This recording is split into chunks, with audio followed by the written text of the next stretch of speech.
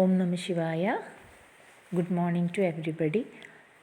See, last ക്ലാസ്സിൽ miss നിങ്ങളുടെ lesson 10 Kabuliwala എന്നതിലെ എല്ലാ ക്വസ്റ്റ്യൻ ആൻസേഴ്സും തന്നു കഴിഞ്ഞു.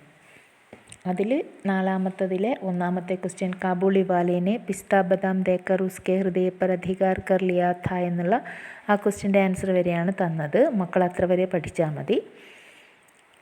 ഇന്ന് നമുക്ക് പഠിക്കാനുള്ളത് ഭാഷാജ്ഞാനാണ്. Page number 75. പേജ് നമ്പർ 75 ഭാഷാജ്ഞാൻ. ഒന്ന് ശ്രദ്ധിക്കുക. സ്വാവലംബി, സ്വ പ്ലസ് അവലംബ് പ്ലസ് ഇ. स्वावलंबी शब्द में मूल शब्द अवलंब है.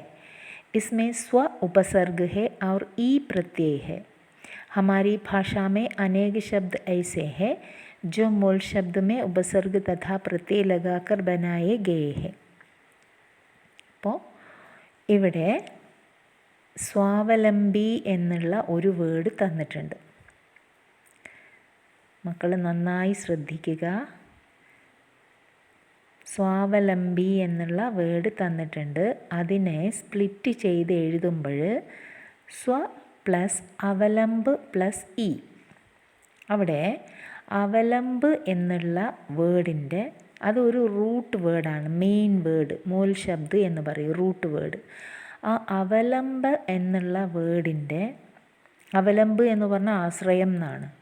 സ്വാവലംബി എന്ന് പറഞ്ഞാൽ സ്വയം ആശ്രയിക്കുന്ന, സ്വന്തമായി എല്ലാ കാര്യങ്ങളും ചെയ്യുന്ന എന്നുള്ള അർത്ഥമാണ്.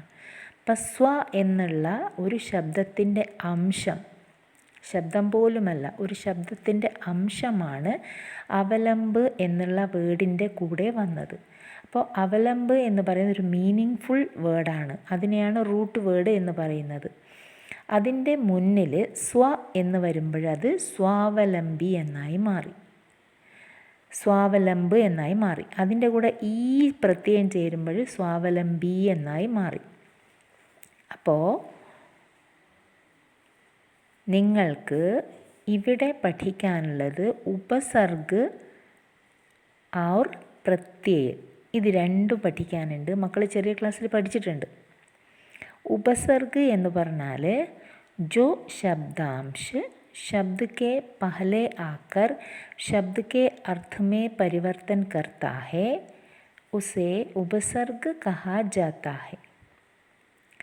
ഉപസർഗ് എന്ന് വെച്ചാൽ ജോ ശബ്ദാംശ്, ഏതൊരു ശബ്ദാംശമാണോ, ശബ്ദത്തിൻ്റെ ഒരു അംശമാണോ, ശബ്ദ കെ പഹലെ ആക്കർ, ശബ്ദത്തിൻ്റെ മുന്നിൽ വന്നിട്ട് ശബ്ദ കെ അർത്ഥമേ പരിവർത്തൻ കർത്താ ഹെ, ശബ്ദത്തിൻ്റെ അർത്ഥത്തിന് വ്യത്യാസം വരുത്തുന്നത്, അതിനെയാണ് നമ്മൾ ഉപസർഗ് എന്ന് പറയുന്നത്.